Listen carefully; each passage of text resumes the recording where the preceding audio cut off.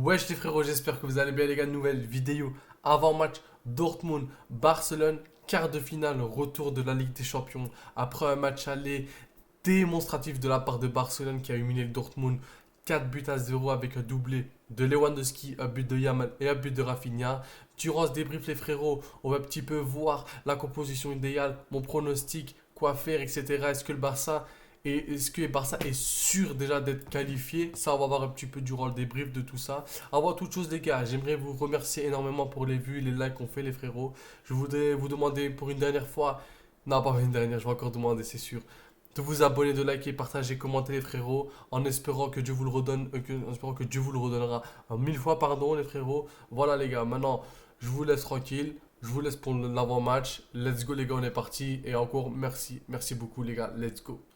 Donc les gars, je explique un petit peu le contexte de ce match, pour ceux qui n'ont pas été là et ceux qui n'ont pas vu, ceux qui m'étonneraient. Le Barça s'est imposé 4 buts à 0 au match aller au Montjuic, donc à Barcelone les frérots.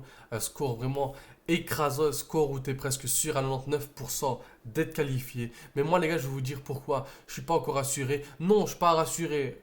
Pas rassuré de l'équipe, pas confiance en l'équipe, c'est pas ça. C'est que les gars, les mauvais souvenirs, qui reviennent en tête là. L'AS Roma, Liverpool, etc. Franchement, des souvenirs, j'ai pas envie de m'en rappeler. Donc je préfère ne pas m'avancer directement, même si c'est un Barça beaucoup plus fort que les deux autres Barça que j'ai cités, pour moi. Parce que c'est le meilleur Barça depuis ces 6 5 dernières années. Ça se trouve même pour d'autres la dessinée, mais eux ils sont un peu malades, je crois. Parce qu'en 2015, t'as quand même le Barça fort. Après, avoir les autres saisons de décennie, c'est un peu chaud quand même, je dirais pas. Allez, peut-être 6 cette année, ok, peut-être.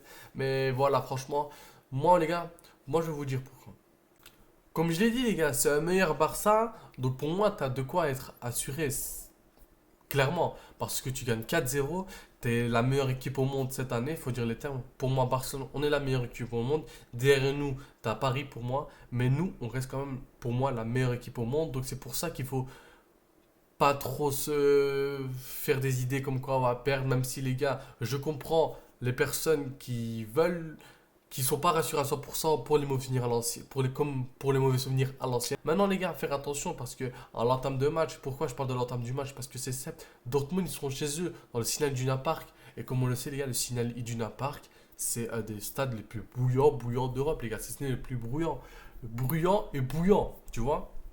Donc faire attention à la table de match. On sait que Dortmund maintenant n'a plus rien à perdre. 4-0 à l'aller, ils vont pousser.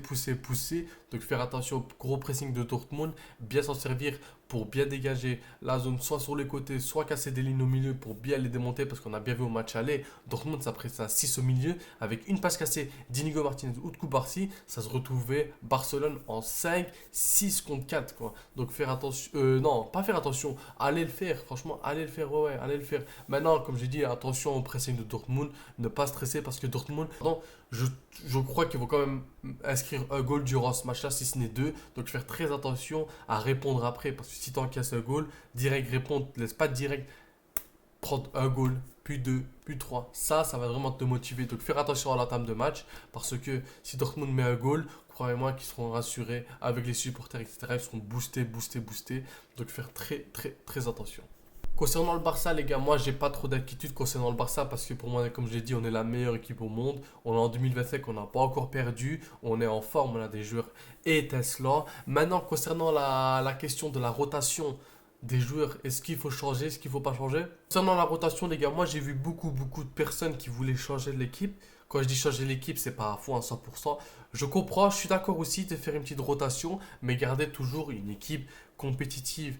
Pas mettre l'équipe B comme on avait fait contre Osasuna cette année chez eux où on a vraiment craqué. Non, mettre une équipe qui est quand même capable de résister. Je te donnerai mon compo plus tard, mais vous avez compris pourquoi. Parce que c'est quand même un match de Ligue des Champions. Tu joues quand même contre une bonne équipe de Dortmund, même si ça n'a pas l'air, même si avec leur 4-0 qu'on leur a mis dans le cul, chez eux, pardon, ça, voilà quoi, ça, comme je vous dis, ça fait pas trop stress quoi. Dortmund n'est pas une équipe qui fait peur, même s'il faudra faire très attention. On a bien vu cette année, on a joué chez eux au Signal Iduna Park 2-3. Après, on va pas se mentir, on était beaucoup plus fort qu'eux. Certes, ils nous ont mis un gros pressing, ok, mais c'est sur deux bêtes erreurs, sur une sortie d'une équipe dégueulasse et sur une bête faute de Koubarsi dans la surface. Donc c'est vraiment sur des bêtes erreurs qu'on a pris les deux goals. Mais sinon, dans l'ensemble, on était beaucoup plus fort qu'eux, on était beaucoup plus dominant qu'eux. Donc voilà, c'est ça, faire attention toujours, mais rester quand même concentré.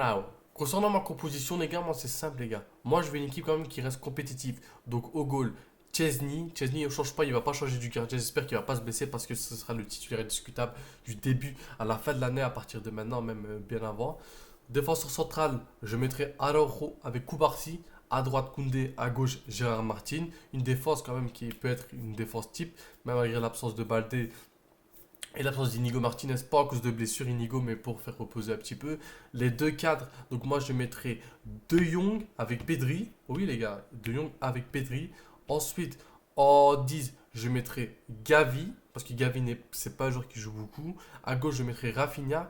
À droite, je mettrai Ferran Torres. En pointe, je mettrai Lewandowski. Ou non, désolé les gars, je change Rafinha et Ferran Torres. Ferran Torres à gauche et Rafinha à droite. Je laisserai un peu de repos pour Yamal. Mais sinon, vous avez bien vu, la rotation n'est pas si énorme que ça. T'as Fermin Lopez qui joue pas. T'as le retour de Olmo aussi, les gars, j'aimerais préciser.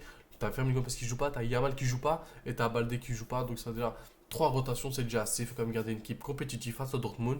Connaissant Hansi Flick, lui, la rotation, il connaît pas. Mettre les joueurs, mettre les joueurs et mettre les joueurs pour aller combattre face à cette équipe du Borussia Dortmund. Concernant ma composition, les gars, je l'ai déjà dit, je suis con quoi. Concernant mon pronostic, pardon les frérots, moi c'est simple, les gars. Je vois une victoire de Barcelone quand même, avec une victoire 0-3 ou 0 ou 1-3. Je vois une victoire 3. Je vois quand même encaisser un goal malheureusement, mais j'aimerais quand même garder l'objectif de ne pas perdre en 2025, quand même garder cette invisibilité qu'on a. J'aimerais pas perdre 1-0 malgré que tu gagnes déjà 4-0, tu seras qualifié. J'aimerais pas perdre 1-0 ou même 2. J'aimerais garder cette invisibilité qu'on a en 2025, simplement. Bah les gars, je crois que j'ai fait un peu le tour de tout. J'ai peut-être oublié quelque chose. Je suis désolé les frérots. En tout cas, merci, merci, merci beaucoup pour la force les gars. N'hésitez pas à vous abonner, à liker, à partager, à commenter. Je vous fais un gros bisou les frérots. Merci, merci beaucoup les frères pour tout. Et prenez soin de vous. Que Dieu vous le redonne en mille fois la récompense que vous me donnez les frérots. Ciao.